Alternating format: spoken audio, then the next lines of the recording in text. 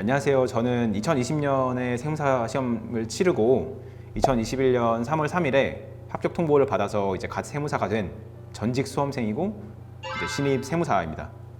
이 영상을 찍게 된 이유는 이제 처음 시작하시는 분들에게 제 개인적인 경험을 조금 공유해서 이제 시작하시는 측면에서 좀 어떤 도움을 드리고자 찍게 됐고요.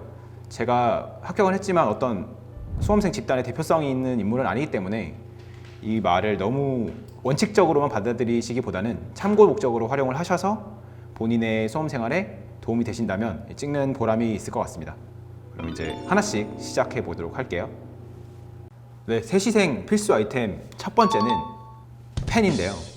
이 펜이 왜 중요하냐면 아무거나 쓰면 되지 않냐라고 말씀하실 수 있는데, 예, 아무거나 쓰시면 되는데 아무거나 쓰시더라도 하나를 정해서 쓰시는 게 되게 필수적인 과정입니다. 왜냐하면 저희 시험은 이제 1차야 객관식 시험이지만 2차 시험은 주관식 서술형 시험이기 때문에 짧은 시간 내에 특히나 세법학 같은 법학 과목은 많은 내용들을 써 내려가야 되거든요. 그러다 보니까 이제 자기 손에 맞는 펜으로 막 이렇게 써 내려가는 과정이 시험장에서 필수적인데, 시험이 끝나면 정말 막 팔이 떨어져 나갈 것처럼 이렇게 아플 정도로 손에 부하가 많이 가요. 그러다 보니까 이제 펜은 자기 손에 맞는 거를 익숙하게 하는 게 수험 과정에서 조금 필요하거든요. 이제 조금 보여드리자면 저희가 2차 답안지라고 하는데, 2차 시험장에서 이 답안지에다가 여러분께서 이제 시험장에서 작성을 하시게 될 텐데, 여기 보시면 16페이지까지 있습니다. 답안지가. 근데 대부분 통상적으로 뭐 10페이지에서 13, 14페이지 정도를 작성을 하시게 되는데, 여기 보시면 아시겠지만 줄도 되게 많아요.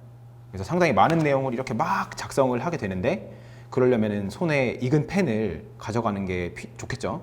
왜냐하면 자꾸 펜을 이것저것 썼다 저것 썼다 하면은 막 손이 적응하는 시간도 있을 거고, 그렇다 보면 시험장에서는 정말 능력을 120%, 130% 발휘를 해야 되는데 다른 요소에 그런 거를 빼앗길 수가 있잖아요. 그렇기 때문에 실력 발휘하는데 온전히 집중을 하기 위해서 손에 맞는 펜을 하나 선택하시기를 권해드리고 싶습니다.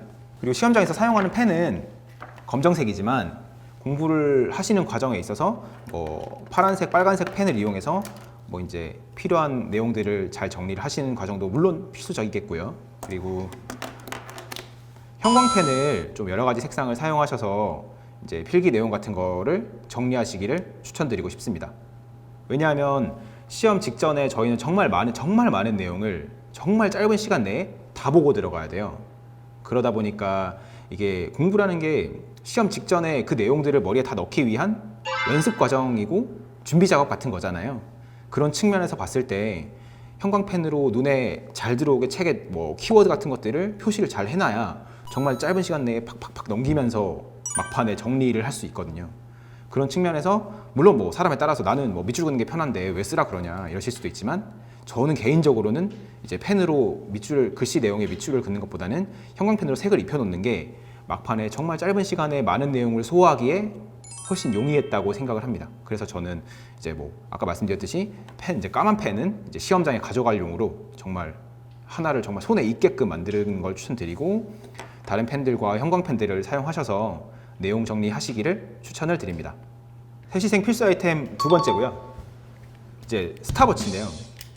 이 스탑워치는 뭐 거의 대부분 정말 많은 수험생들이 사용을 하시죠. 이게 탁상용으로 이렇게 시중에 나온 게 정말 많은데, 저는 요거를 어떻게 활용을 했냐면 이제 그냥 뭐 시계 보는 용으로는 활용하지 않았고요. 물론 순공부 시간이라고 해서 그런 시간을 측정하시는데 사용하시는 분들도 되게 많은데, 저는 그 부분은 요거 사용하지 않고 핸드폰 이제 어플리케이션이 있어요. 그건 좀 이따가 다시 한번 말씀을 드릴게요.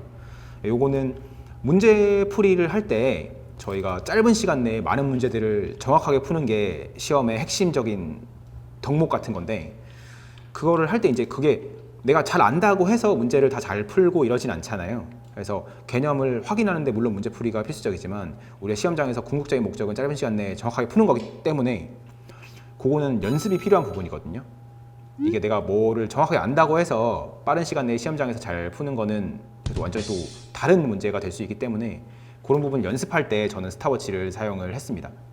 이게 단순히 내가 한두 문제 풀어보고 한 문제 푸는데 뭐 1분이 걸리네, 1분 30초가 걸리네 뭐 이렇게 하는 거는 굉장히 위험한 발상이기 때문에 시험장과 똑같은 문제의 개수를 시험장에서 주어지는 시간보다 조금 짧게 해서 약간 타이트하게 해서 연습을 하는데 저는 이거 사용을 했습니다.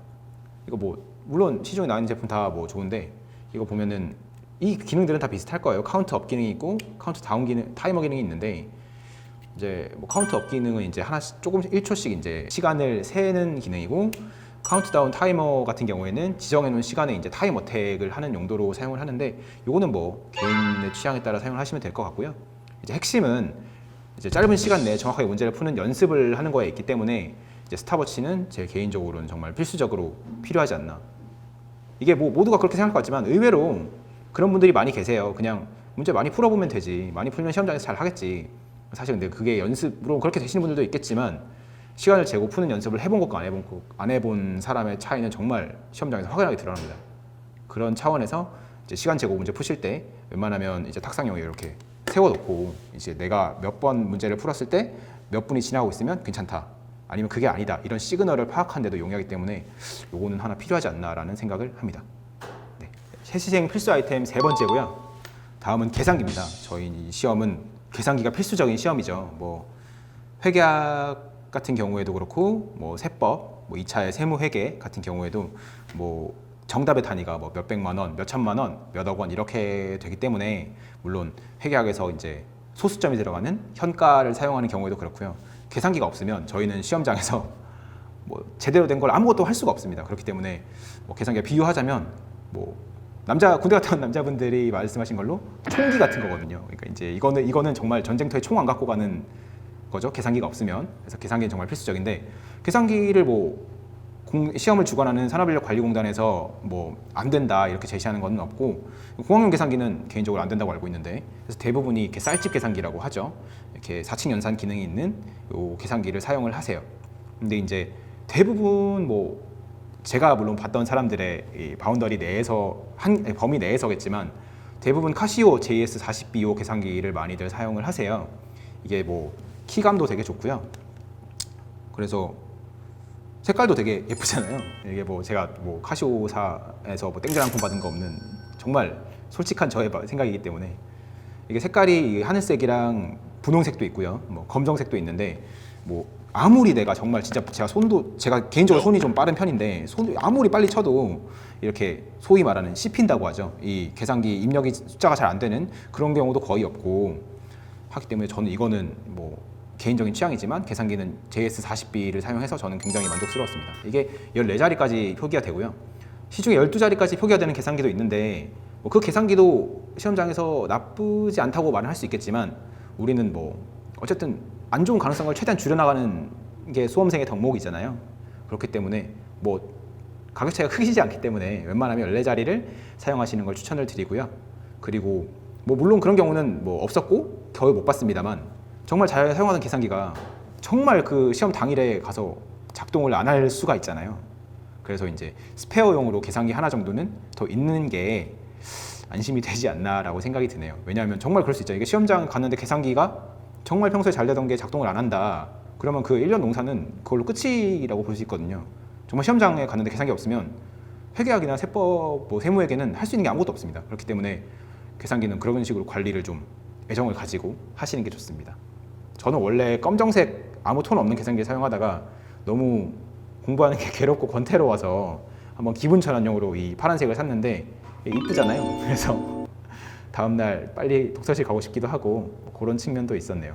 그리고 이게 계산기는 뭐 필수인데 요거는 계산기 파우치거든요.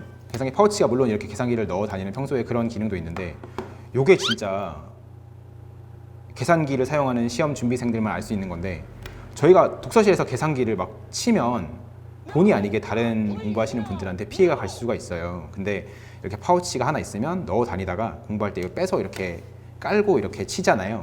그러면은 정말 별거 아닌데 드라마틱하게 소음도 줄고 책상에 가는 충격도 줄어들기 때문에 남들한테 이제 독서실이나 도서관 같은 공공장소에서 피해를 주는 걸 또 방지할 수 있어서 저는 이게 파우치는 정말 꼭 추천을 드리고 싶습니다. 근데 저는 이거 베이지색 샀는데 이게 때가 잘 타요. 그래서 웬만하면 가능하시다면 검정색 같은 좀 때 타도 괜찮은 색깔을 사시는 걸 추천을 드릴게요. 뭐 계산기가 당연한 거지만 전 계산기 파우치는 진짜 추천을 드립니다. 이게 정말 있고 없고가 독서실에서 내가 눈치 보고 공부하냐 아니면 편하게 공부하냐를 가릴 수 있기 때문에 우리 뭐 시험도 중요하지만 다른 사람들한테 피해는 주면 안 되잖아요. 그렇기 때문에 저는 이 파우치는 정말 강추입니다. 정말 강추. 세시생 필수 아이템 네 번째고요. 다음은 이게 2차 답안지입니다. 아까 제가 첫 번째 보여드린 시험장에서 사용한다는 답안지 있잖아요. 그거는 이제 16페이지씩 구성이 된 시험장에서 산업인력관리공단이 제공하는 것과 똑같은 규격에 똑같은 디자인에 똑같은 구성의 이제 모의고사를 보실 때 사용하시는 거고요.